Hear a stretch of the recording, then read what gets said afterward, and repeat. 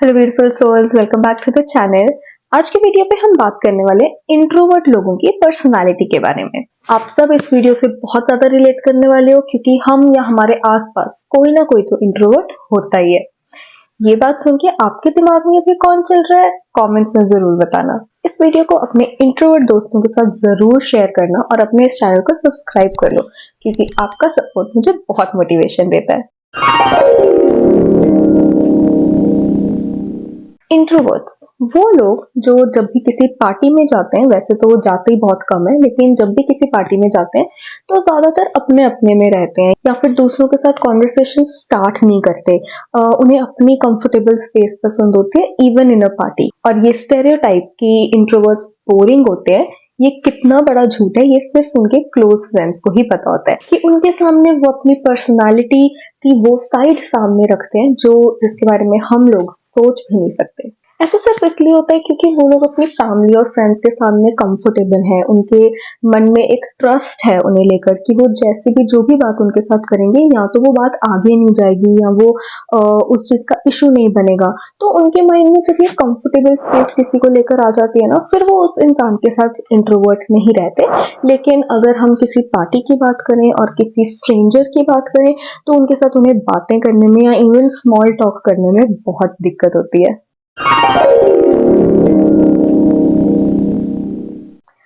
कई बार हमें लगता है कि इंट्रोवर्ट्स को नए लोगों के साथ मिलना पसंद नहीं है, हम सब ये कहीं ना कहीं सोचते हैं।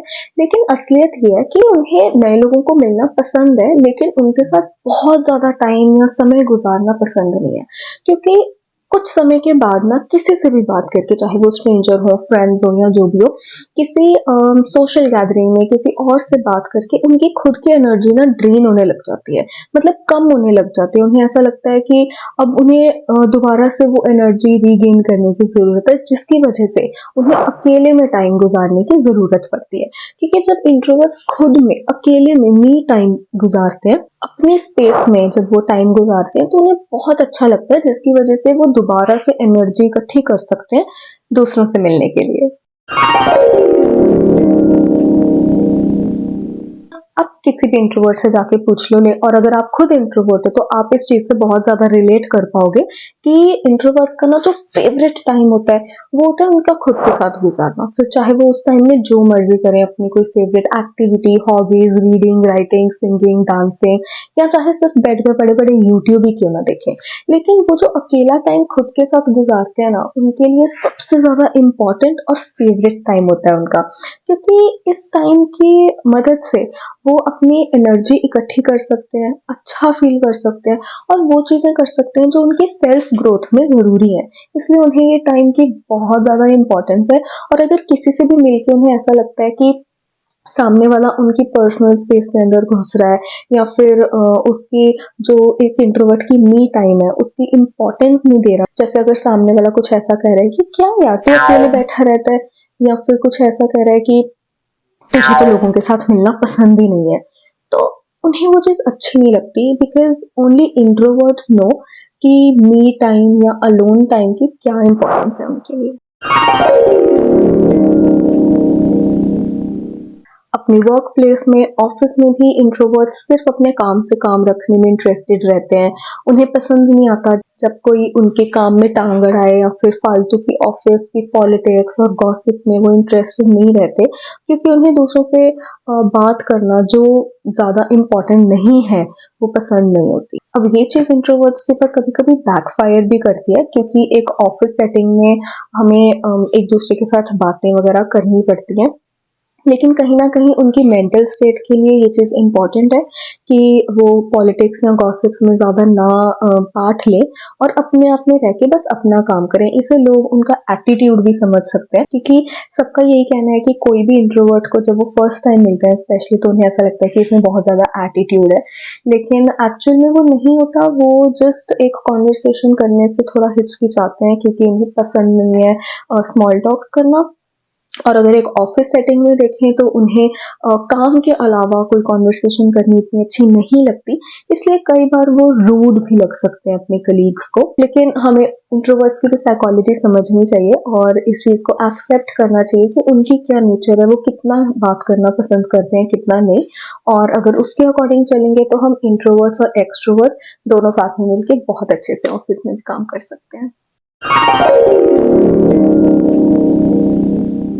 इंट्रोवर्ट्स को ग्रुप सेटिंग्स में ना बहुत टू द पॉइंट और मीनिंगफुल कॉन्वर्सेशन करना पसंद है। इधर उधर की बातें जब उन्हें लग जाती हैं तो वो उन्हें ऐसा लगता है कि उनकी एनर्जी ड्रेन हो रही है और उनके पास ज्यादा कुछ बताने को या कहने को होता नहीं है। और अगर होता भी है तो वो प्रेफर नहीं करते कि वो उस कॉन्वर्सेशन का पार्ट बने, बल्कि वो ये प्रेफर करते हैं कि अगर किसी इंपॉर्टेंट टॉपिक पर कॉन्वर्सेशन हो रही है या कुछ सेल्फ ग्रोथ वाली कॉन्वर्सेशन हो रही है तो वो उसमें ज्यादा पार्ट लेना चाहते हैं और सिर्फ तभी बोलते हैं जब उन्हें लगता है कि बोलना चाहिए और वो सही है और बोलने की जरूरत है। उन्हें ग्रुप सेटिंग में भी अपनी स्पेस लूज करना पसंद नहीं है, इसलिए वो अपने आप में रहते हैं। सिर्फ तब बोलते हैं और इंटरैक्ट करते हैं जब उन्हें बहुत ज्यादा जरूरी लगता है। लेकिन हमें ना इस चीज से एक और चीज समझनी चाहिए, ये हम वो ऑफिस वाले पॉइंट में भी समझ सकते हैं कि घुमा फिरा के कान पकड़ना इंट्रोवर्ट्स को ऐसा नहीं है कि आता नहीं है, उन्हें आता है। वो सिर्फ प्रेफर नहीं करते, उन्हें पसंद नहीं है घुमा फिरा के कान पकड़ना, वो टू द पॉइंट बात करने में ज्यादा इंटरेस्टेड रहते हैं। इंट्रोवर्ट्स की बेस्ट हैबिट होती है डीप थिंकिंग करना।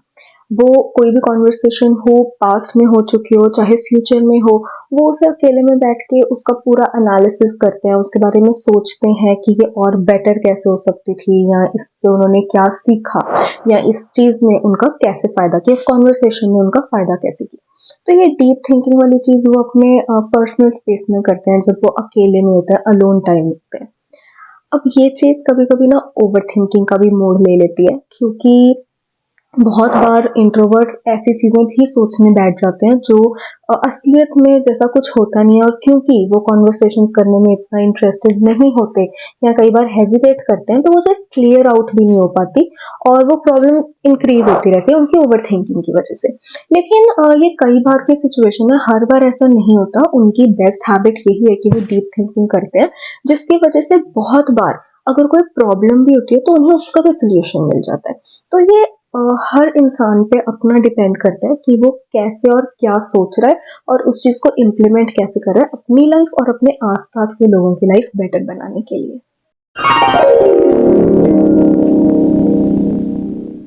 इंट्रोवर्ट्स के ना लाइफ में सिर्फ एक सिंपल लाइफ मंत्र है कि कम बोलो लेकिन जब बोलो तो दिल से बोलो। अब इन सब पॉइंट से हमें एक चीज तो समझ आती है कि इंट्रोवर्ट्स शर्मीले, अंडर कॉन्फिडेंट, लो एस्टीम वाले ऐसे बिल्कुल नहीं है।